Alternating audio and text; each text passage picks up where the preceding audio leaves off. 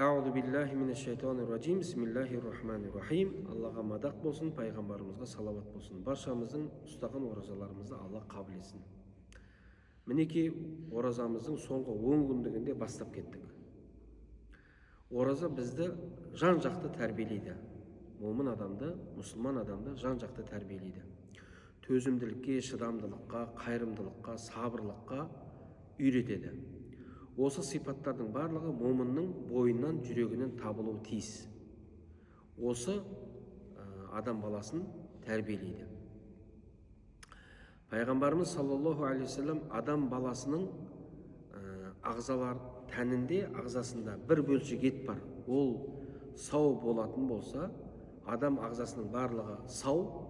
Егер сол бір бөлшек ет бұзылса, адам ағзасының барлығы бұзылатындығын жеткізген. Бұл жүрегіміздің тазалығы әрбір момынға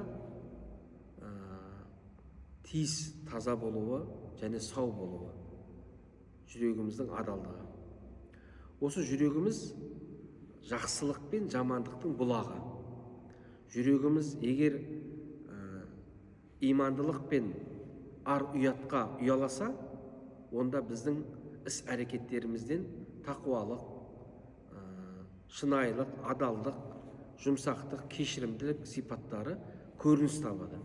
Ал егер жүрегімізге надандық пен күпірлік орнықса, онда біздің жүріс-тұрысымыздан, іс әрекеттерімізден күнәлі іс, жамандық жасау, қиянат ету, жаман сөз айту, ғайбат айту сияқты сипаттар көрініс табады. Сол себептен жүрек жақсылық пен жамандықтың бұлағы.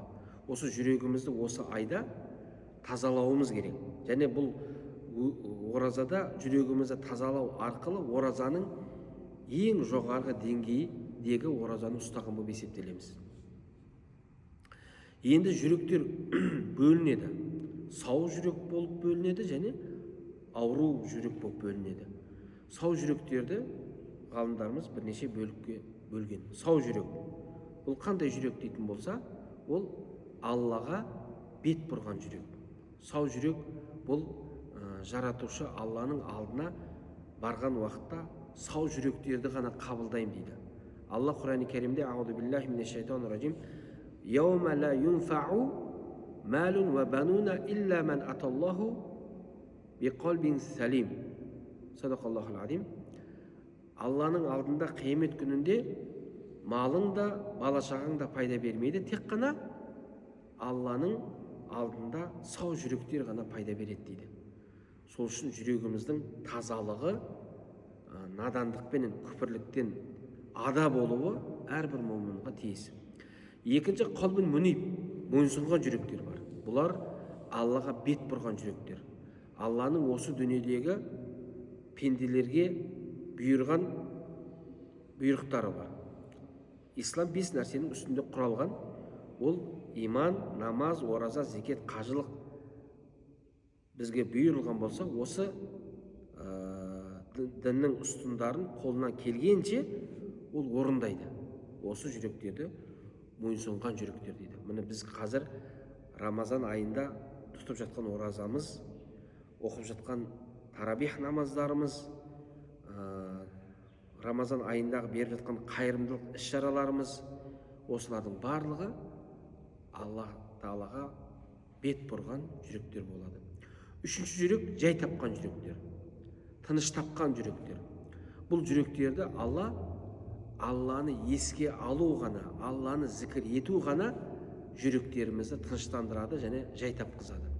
Біздің бар дүниеміз, біліміміз, немесе бала-шағамыздың көптігі, қуатымыздың, күштілігіміздің мықтылығы біздің жүрегімізге тыныштық таптырмайды.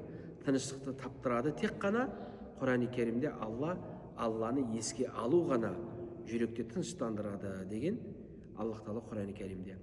Сол себептен ағайындар, біз сыртқы келбетіміз және де жаңағы осы әдемілігіміз, тазалығымыз дұрыс бұның барлығы. Бірақ ең бірінші адам баласы тазалықты жүрегінен бастайтын жағдайда ол сыртындағы әдемілік, тазалық барлығы көрініс таба береді.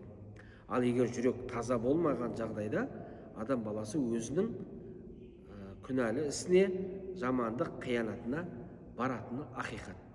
Міне біз өзіміз сыртымызбен таза көрінгенмен, бірақ табиғатымызды ластап жүреміз.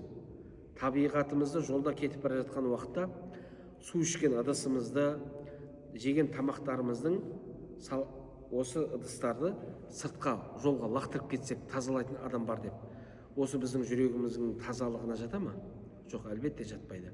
Сол себептен жүрек таза болған уақытта ол өзінің үйінің ішінің, ауласының, айналасының таза болуына да, өзінің құлшылығының, тәнінің, жанының тазалы болғанына әрекет етеді. Ал ауру жүректерді қатайған жүректер. Олар Алланы еске алған кезде олардың жүректері қатайған. Аллах Тағала Құран-ы Керимде «Аузу биллахи минаш шайтанир ражим. Инналлазина кафару саваун алейхим аанзартахум ам лам тунзирхум ла юъминун. Хатамаллаху фи кулубихим. Хатамаллаху аля кулубихим ва аля сам'ихим ва аля абсарихим гишава ва лахум азабун азим». Садақаллаху алейхим. Аллах Тағала Құран-ы Керимде әлбетте Алланы еске салсаң, оларға ескертсең де, ескертпесең де пайда бермейді дейді. Күпірлік жасағандарға, Алладан бет бұрғандарға ескертсең де, ескертпесең де оларға пайда бермейді деп жатыр.